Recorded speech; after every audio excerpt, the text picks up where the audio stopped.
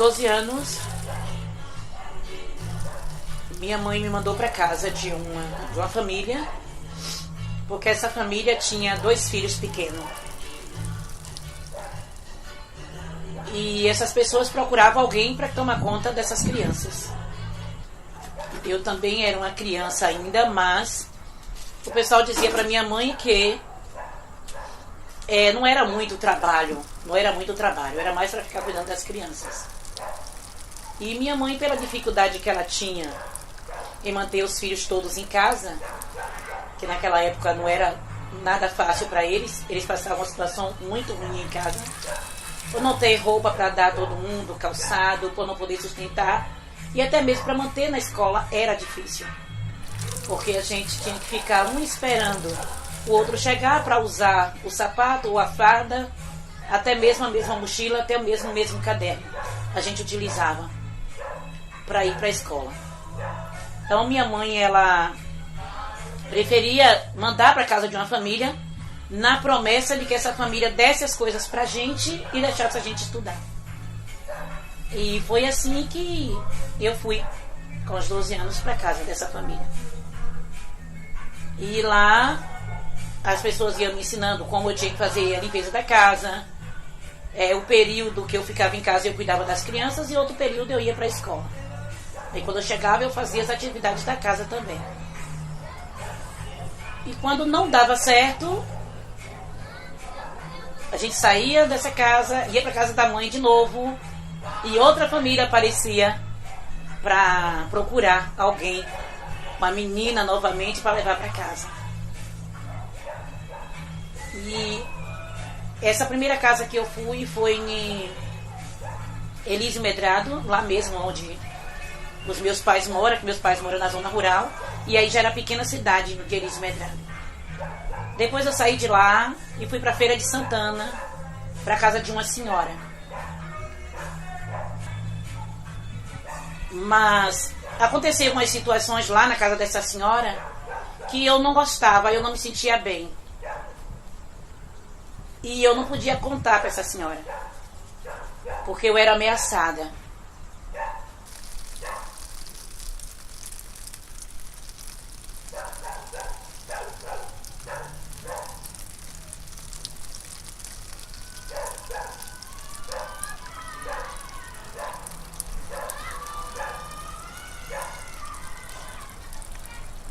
A gente disse que isso não precisa eu contar não, né?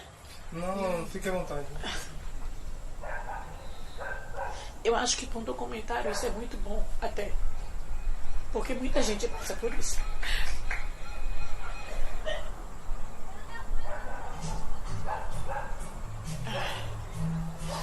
Eu acho que eu vou falar.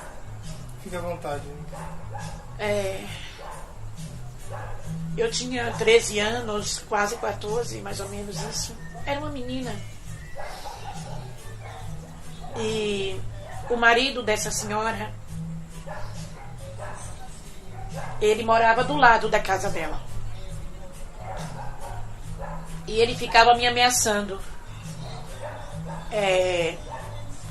Ele queria que quando a senhora saísse, eu abria a porta para ele entrar. Ele ficava do lado da casa dele, ele subia no telhado, porque dava para ver no fundo do quintal da senhora. Na verdade, ele ficava ameaçando me pegar. Né? Aí ele ficava me assediando o tempo inteiro. E falando que se eu falasse para ela que ele ia fazer um monte de coisa, ele me mostrava uma faca grandona e tudo.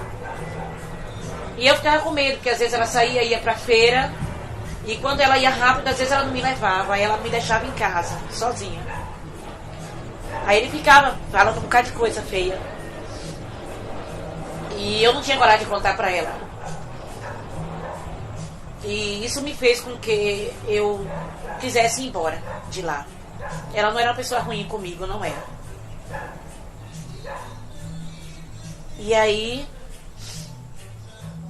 eu não lembro dessa parte, eu não sei porque apagou de mim, mas minha irmã me conta que eu cheguei em casa sozinha, que eu fugi de lá.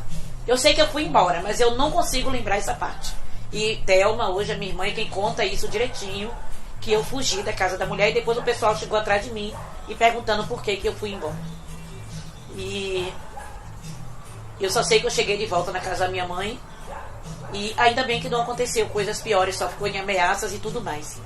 Mas porque ele colocava a escada no muro e ele dizia que ia pular, então eu fiquei com muito medo e isso fez com que eu fosse me embora de volta para casa de minha mãe.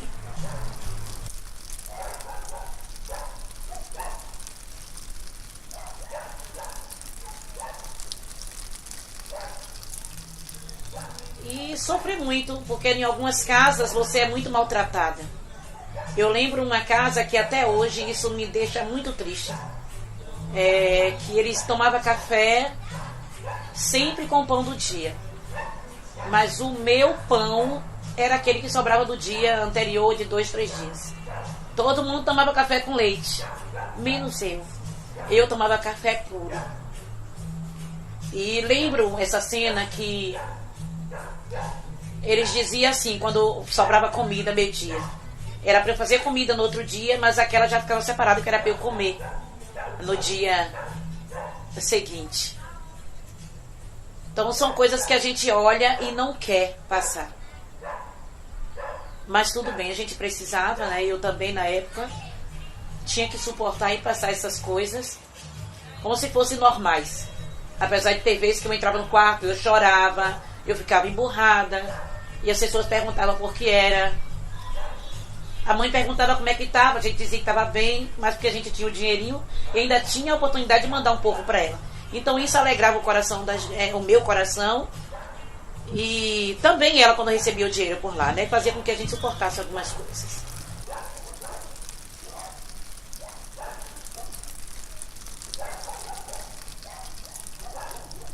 E eu continuo aí, nessa vida, trabalhando como doméstica, como diarista, mas com a cabeça erguida. Não como eu trabalhei há um tempo atrás. E algumas coisas surgem, algumas humilhações, alguns assédios. Mas hoje é bem diferente, eu sei me defender. É diferente.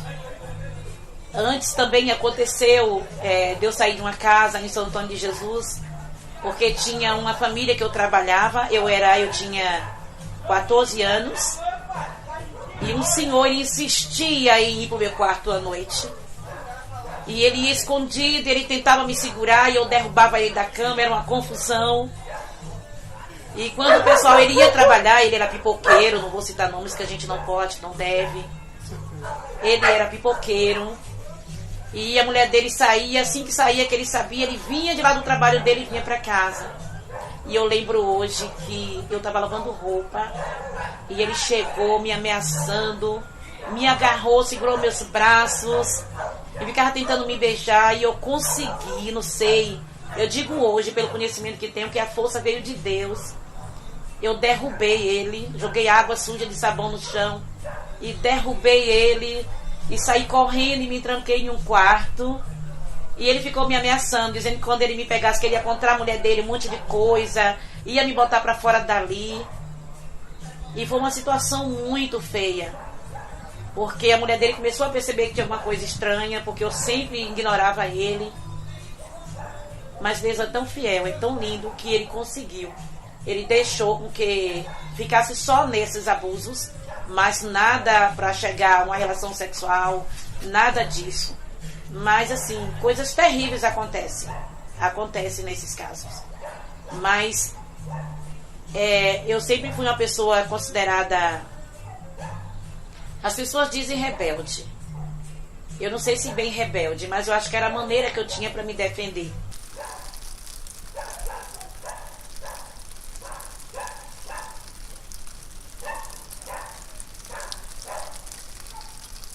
Coisas terríveis mesmo que acontecem.